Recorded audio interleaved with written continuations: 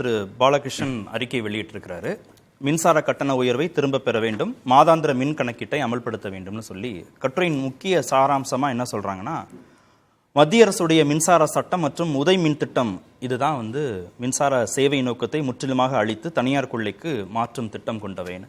ஆனால் திரு ஸ்ரீகாந்த்கிட்ட நான் கேட்டேன், இல்லை நிர்வாக ரீதியாக அதில் தமிழ்நாடு அரசு சரியாக செயல்பட்டிருந்தால், உதய் மின் திட்டத்தில் இணைந்தாலும் சரியாக செயல்பட்டிருந்தால் இவ்வளவு இழப்பீடு வந்திருக்க வாய்ப்பு இல்லைன்னு அவர் சொல்றார்.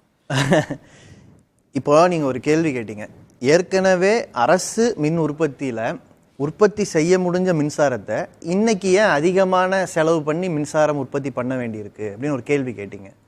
இந்த விஷயத்துக்கு ஒன்றிய அரசு என்ன செய்யுதுன்னு சொல்லாம பதில் தேட முடியுமா? நிலக்கரியை உள்நாட்டிலே எடுக்க முடியும், ஆனால் இறக்குமதி செய்த நிலக்கரியைத்தான் பயன்படுத்த வேண்டும் என்று ஒன்றிய அரசு எதற்காக நிர்பந்திக்க வேண்டும்? அந்த நிர்பந்தத்தினால மட்டும் நாடு முழுவதுமே இதுபோல மின் உற்பத்தி நிலையங்களுக்கு ஓராண்டில் ஏற்பட்ட அதிக செலவு 42,000 கோடி. சரி, அதோட விட்டாங்களா? நிலக்கரிக்கு 14% ராயல்டி, 5% ஜிஎஸ்டி, டன்னுக்கு 400 ரூபாய் ஜிஎஸ்டி இழப்பீட்டு செஸ். அப்புறம் ரயில்வேல அதை கொண்டு வந்தீங்கன்னா ரயில்வே கட்டணத்தை உயர்த்தி இருக்காங்க, கார்பரேட் வரிகளும் போட்டிருக்காங்க. இத்தனைக்கும் எது மேலே நடக்குது? நிலக்கரி மேலே. அந்த நிலக்கரியை வாங்கித்தான் எரித்து அனல் மின்சாரத்தை உற்பத்தி பண்ணணும். நீங்கள் தேவைக்கு பயன்படுத்துகிற இடத்துல காற்று மின்சாரம் கிடையாது, சோலார் மின்சாரம் கிடையாது, அனல் மின்சாரமோ அல்லது நீர் மின்சாரமோ தான் உற்பத்தி பண்ண முடியும். இதை மாநில அரசு செய்யுது. ஆனால் வெள்ளரிக்காய்க்கு விலை சொல்றதுக்கு மட்டும் ஏன் மோடி ஆட்சி வருது? இந்த கேள்வியை நம்ம சொல்லணும், கேட்கணுமா வேணாமா? இது நீங்க நேரடியா நீங்க பேலன்ஸ் ஷீட்டை பார்த்தீங்கன்னா நம்ம மேல தலையில விடிஞ்சிருக்கு. சரி, இன்னொரு கேள்வி, வெளியில இருந்து சந்தையில வாங்குறாங்க, மோடி ஆட்சி அதுலயாவது குற்றவாளி இல்லையான்னு பாருங்க. ஒரே நாடு ஒரே மின்சாரம்னு ஒரு திட்டத்தை கொண்டு வராங்க. நான் புரியறதுக்காக சொல்றேன். அந்த திட்டத்துக்கு பேர் RDSSங்கிறதும் வருது, மார்க்கெட் பேஸ்டு எக்கனாமிக் டிஸ்பேட்ச்னு வருது. சுருக்கமா என்ன, நீண்ட நாள் அடிப்படையில் ஒரு நிறுவனத்தோட கொள்முதல் பண்ணலாங்க. நாம சத்தீஸ்கரில் இருக்கிற நிறுவனத்திலேருந்து வாங்குறோம், மத்திய பிரதேசத்திலேருந்து நிறுவனத்திலேருந்து வாங்குறோம் மின்சாரம் தேவைன்னா. நீண்ட நாள் அடிப்படையில் ஒப்பந்தம் போட்டுக்கலாம் ஒரு மாநிலம். ஏன்னா நமக்கு தேவை அதிகம். நாம 3 கோடி கன்சியூமர் வச்சிருக்கோம், நம்மகிட்ட நெட்வொர்க் இருக்கு. ஆனால் தேவையை ஒட்டி நாம பர்ச்சேஸ் பண்றோம். ஆனால் அந்த ரேட்டை மார்க்கெட் ரேட்ல தீர்மானிக்கலாம் நீண்ட கால அடிப்படையில். இப்போ எனக்கு வீட்டுக்கு தண்ணி வேணும், டெய்லியும் அக்வாஃபினா வாட்டர் வாங்கி தான் குடிப்பேனா? எனக்கு குறைஞ்ச விலையில் மின்சாரம் தண்ணி கொடுக்கறதுக்கு மெட்ரோ வாட்டர் இருக்குல்ல, அது தவிர்த்துன்னா லாரியில் வாட்டர் வாங்குறாங்கல்ல, அதோட ரேட் என்ன? அது மெட்ரோ வாட்டர் அக்வாஃபினா ரேட்டா? ஆனால் மார்க்கெட் பேஸ்டு விற்கலான்னு வரும்போது இந்த நிறுவனங்கள் தமிழ்நாடு தேவைன்னு போனீங்கன்னா தமிழ்நாட்டுக்கு அதிகமான விலைக்கு தான் கொடுக்குறாங்கிற பிரச்சனை இருக்கு. எங்களுக்கு தமிழ்நாடு அரசாங்கத்து மேல் இருக்கிற விமர்சனம் என்னன்னா, நீங்க இதையெல்லாம் நிர்பந்தமாக ஒரு ஒன்றிய ஆட்சி செல்லும் பொழுது இதை மக்களிடம் வெளிப்படுத்தி எக்ஸ்போஸ் பண்ணி நீங்க கொண்டு போகாத பட்சத்தில் முழு குற்றச்சாட்டையும் நீங்க மட்டும்தான் ஏற்றுக்க வேண்டியிருக்கும். இப்பவுமே சொல்றோம், மாதாந்திர கட்டணத்தை கொண்டு வர வேண்டும் என்பதுதான் அரசாங்கத்தின் கடமையாக அந்த நோக்கமாக இருக்கிற பட்சத்தில் மோடி ஆட்சி சொல்ற இந்த திசையில போய்கிட்டே இருந்தோம்னா நடக்காது. 2017 அதிமுக அரசு போயிடுச்சு, அதுல இருந்து வெளியே வர முடியாதுங்கிறது ஒரு பார்வைங்க. இப்ப இந்த RDSSங்கிற ஸ்கீம் ஸ்மார்ட் மீட்டரை கட்டாயப்படுத்துது. மீட்டரை தான் மாற்ற போறாங்கன்னா அந்த மீட்டரை மாத்துறதுக்கு 6,000 கோடியை தரமாட்டாங்களாம் ஒன்றிய அரசாங்கம். 6,000 கோடி ரூபாய்ங்கிறது மாநில அரசுக்கு ஒரு பெரிய தொகை. இதை எப்படியாவது வாங்குவோம், மக்களுக்கு பயன்படுத்துவோம்னு அரசு நினைக்கலாம். ஆனால் கேரள அரசாங்கம் என்ன சொல்லுது? இந்த திட்டம் வந்ததுன்னா இதோட நிற்காது. ஸ்மார்ட் மீட்டருங்கிறதோட நோக்கமே ஒரு வீட்டுக்கு மட்டும் கரண்ட்டை கட் பண்ண முடியுங்கிறது தானே. ஒரு வீட்டுக்கு மட்டும் அங்கே உட்கார்ந்த இடத்துல இருந்தே கரண்ட்டை கட் பண்ண முடியும், ரீசார்ஜ் பண்ற பேஸ் பண்ணி நீங்க கனெக்ஷனை கொண்டு வர முடியும். அப்படின்னா என்ன அர்த்தம்? நீங்க போட்டு வச்சிருக்கிற கம்பி, அதே கம்பியில ஏர்டெல்லும் கனெக்ஷன் கொடுப்பாங்க, ஏர்செல்லும் கனெக்ஷன் கொடுப்பாங்க, ஜியோவும் கனெக்ஷன் கொடுப்பாங்கிறது அர்த்தம். பராமரிப்பு செலவு அரசாங்கத்துக்கு, லாபம் ஃபுல்லா தனியா இருக்கு. இது மோடி ஆட்சியோட திட்டங்க. நீங்க மின்சார கட்டணத்தை 50 ரூபா வரைக்கும் ஏத்தலான்னு 2021 அவங்க ஒரு சட்டம் போடுறாங்க. எதிர்ப்புக்கு பிறகு 20 ரூபாய் வரைக்கும் ஏத்தலாம்னு சொல்றாங்க. இதை சொல்லிட்டு இங்க உட்காந்து மக்களுக்காக கண்ணீர் வடிக்கிறேன்னு பேசும்போது யாரு வடிக்கிறது நீலி கண்ணீர்? நாங்க சொல்ற தமிழ்நாடு அரசாங்கம் இந்த கட்டண உயர்வை பண்ணிருக்க கூடாது.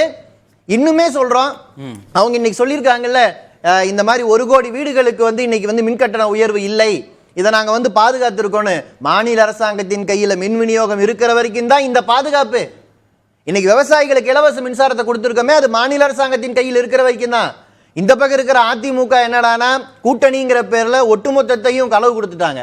இந்த பக்கம் இருக்கிற பாஜக என்னன்னா மாநில அரசாங்கத்தை ஒட்டுமொத்தமா கடன் வாங்க வச்சு அத்தனையும் தலையில சுமத்தி, ஆனா ஏதோ நல்லவங்க மாதிரி வேஷம் போட்டு இருக்காங்க. வார்த்தை இருக்கு. பேசி முடிச்ச பிறகு முதல் ரவுண்ட் பேசிட்டு இருக்கேன். நாகரிகம்னா எல்லாருக்கும் தான். ஒன்றிய அரசின் தனியார் மைய சூழ்ச்சி திட்டத்தை பின்னுக்கு தள்ளுவதுடன் அந்த கடைசி பேரால இருக்கு. இதுல தனியார் மையத்தை மின்சாரத்தை தனியார் மயமாக்கிடணும்னு மத்திய அரசாங்கம் நிச்சயமாங்க. நீங்க கட்டாயமாக விலை உயர்வுதான் ஒரு அரசின் கொள்கைன்னு வரும்போது அது தனியார் மையத்தை நோக்கி தானே போகுது. தனியார் மையத்தை இவங்க என்னமோ எங்கேயுமே அமல்படுத்தாம இல்லையே. டெல்லியில தனியார் மையம் இருக்கு, மகாராஷ்டிராவில் ஆமா மின்சார விநியோகத்துல தனியார் எப்படிங்க வந்தாங்க? நீங்க விநியோக நெட்வொர்க் ஃபுல்லா அரசு தான் கட்டமைக்கும். ஏன்னா பொது இடம், பொது நிலம், அதுல ஏதாவது விபத்து ஏற்பட்டா பதில் சொல்ல வேண்டிய இடத்துல நாம இருப்போம்.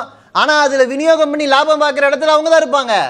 அந்த தனியார் என்ன வேலை வேணா வச்சு விற்பாங்க. மக்கள் கட்ட முடியலன்னா மாநில அரசாங்கம் ஏத்துக்கணுங்கிறதா உதய் மின் திட்டத்துடைய சரத்து. மக்கள் கட்ட முடியலன்னா நீ சப்சிடி கொடுன்றான். ஏன் டெல்லியில சப்சிடி கொடுக்கலையா இப்போ? அப்ப நாங்க என்ன கேட்கிறோம், இந்த பணம் லாபமாக அந்த தனியாருக்கு போறதுக்கு பொதுவா இதே விஷயம் 50,000 கோடிங்க. நீங்க மார்க்கெட்ல மின்சாரம் வாங்குவது, காந்தி சார் இன்னுமே விளக்கமா சொல்லுவாரு. ஒரு செய்தி மட்டும் அவர் சொன்னதில்ல, மின்சாரம் கொள்முதல் பண்றதுல நிறைய இழப்பு சந்திச்சிருக்கிறாங்க. உற்பத்தி செலவை மாநில அரசு கட்டுப்படுத்தலைன்னா அந்த இழப்பும் அந்த பொறுப்பும் மாநில அரசுக்கு பொறுப்பு இல்ல. அந்த நிர்வாகம் எப்படி வேணா நடக்கட்டும் நம்ம சொல்லல. அதுல சீர்திருத்தங்கள் தேவை. எந்த திசையில அதிமுக போயிருக்கோ, குறிப்பா இவ்வளவு கடன் வாங்கியிருக்காங்கன்னா இந்த கடனுக்கு வட்டி கட்டி தான் ஆகணும். அந்த வட்டி கட்டுற பிரச்சனையை ஒரு அரசாங்கம் சொல்லும் போது நாம மொத்தமா இல்லன்னு கைகளை விட முடியும். கடன் இவ்வளவுதான் வாங்கணும். இருங்க சார், கடன் 30,000 கோடி 1,60,60,000 கோடி ஆகுது. இருங்க, கடன் 30,000 கோடி 1,60,60,000 கோடி ஏன் கேட்க மாட்டீங்க? நீங்க முட்டு கொடுக்க போறீங்க, உங்க கூட்டணி கட்சிக்கு முட்டு கொடுக்குறீங்க. ஒரு வார்த்தை நீங்க திமுக அரசை கண்டிக்க மாட்டேங்கிறீங்க. அதை விட்டு நீங்க எல்லாமே பிஜேபிக்கு போறீங்க. எல்லாமே உதய் மின் திட்டம் இல்ல, அதிமுகவோட கூட்டணி மாநில அரசை வழிநடத்த தாங்க உதய் மின் திட்டம். நீங்க சொன்னதுக்கு எல்லா பழியும் அதிமுக மேலையும் எல்லா பழியும் மத்திய அரசு மேலையும் போடுறதுக்கு ஒரு கூட்டணி கட்சிக்காக முட்டு கொடுக்கிறார். அவரு மிக தெளிவா தெரியும். அவர் சொன்ன ஒரு கேள்விக்கு பதில் இல்ல, அவர் சொல்றது மின்சார முதல்ல சாரே சொன்னாரு 10,000 கோடி ரூபாய் தயாரிப்புல இழப்பு இருக்கு. எல்லாரும் பேச வேண்டாம், மக்களுக்கே புரியாது. அவர் சொன்னார் 10,000 கோடி தயாரிப்பு, அவர் சொன்னது 15,000 கோடி ரூபாய் கொள்முதல் இழப்பு இருக்குன்னு அவர் சொல்றாரு. மத்திய அரசுகிட்ட இருந்து மின்சாரம் சம்பந்தமா ஏதாவது உதவி வேணும்னா கட்டாயம் மின்சார கட்டணத்தை உயர்த்தணும்னு உதய் மின் திட்டத்துல ஒரு ஷரத்து இருக்குன்னு சொன்னாரு. அதுக்கும் விளக்கம் சொல்லுங்க. இன்னொன்னு, நிலக்கரியை எங்க இறக்குமதி பண்ணணும், எப்படி இறக்குமதி பண்ணணும், எங்க வாங்கணுங்கிறதுக்கு இவ்வளவு கட்டுப்பாடுகளும் விலையும் இருக்கிற போது அதனுடைய சுமையும் மாநில அரசாங்கத்துக்கு தானே போகும். ஒரு அவசர தேவைக்கு மின்சாரம் வாங்கும் போது கூட அதுக்கான விலையை உயர்த்தி விற்பனை செய்யறது எப்படி சரியா இருக்க முடியுங்கிறதுல எல்லாம் எப்படி லாஜிக்? ரொம்ப சரியான கேள்வி கேட்டீங்க. உதய் மின் திட்டத்துல மிக துல்லியமா ஒரு விஷயம் சொல்லியிருக்காங்க. 6% மேல ஏத்தக்கூடாதுங்கிறாங்க. இல்லாட்டி இந்த அரசு நேரம் 30%, 40% ஏத்திட்டு இருந்திருப்பாங்க. 6 அதனால இது ஏத்தி இருக்காங்க. வேற வழி இல்ல. அதனால அதிக நிர்பந்திக்கிறாங்க. ஒரு விஷயம் அவர் சொன்னது நான் முடிச்சிடுறேன் பதில். இதனால அரசு என்ன பண்ணுதுன்னா குறுக்கு சாலை ஓட்டுது. இப்ப குடியிருப்புகள் அதாவது வீடுகளுக்கு அந்த கேள்விக்கு பதில் சொல்லல. குடியிருப்புகளுக்கு பொது இடத்துல யூஸ் பண்ணா அது கமர்ஷியல் டாரிஃப் வாங்குறாங்க. பேசுவோம். நான் திரு சிந்தன் சொன்னதுக்கு உடனே பதில் வாங்கினதான் இருக்கு. நிலக்கரியை எங்க வாங்கணும், எவ்வளவு விலைக்கு வாங்கணும்னு ஒரு கட்டுப்பாடு, அப்புறம் அதை எப்படி கொண்டு வரணும்னு அதுல ஒரு ரெஸ்ட்ரிக்ஷன்ஸ், அப்புறம் எங்க மின்சாரம் வாங்கணும்னு அவசர தேவைக்குன்னா அதுல ஒரு கட்டுப்பாடு, அப்புறம் உங்ககிட்ட ஏதாவது உதவி வேணும்னு மாநில அரசு நின்னா அந்த மானியத்தை பெறணும்னா நீங்க கட்டாயம் இந்த கட்டுப்பாடுகள் எல்லாமே ஊழலை இதெல்லாம் தானே நிதி சுமையா மாறுதுன்னு. இதெல்லாம் ஊழலை தடுப்பதற்கான கட்டுப்பாடு தமிழ்நாடு அரசுக்கு மட்டும் வைக்கிறாங்களா? மொத்த இந்தியால இருக்க எல்லா மாநிலங்களுக்கும் வைக்கிறாங்க. அதையும் மீறி இவங்க ஊழல் செய்யறாங்க. அதையும் மீறி தரமற்ற நிலக்கரி வாங்குறாங்க. அதையும் மீறி தரமற்ற மின்சார சாதனங்கள் வாங்குறாங்க.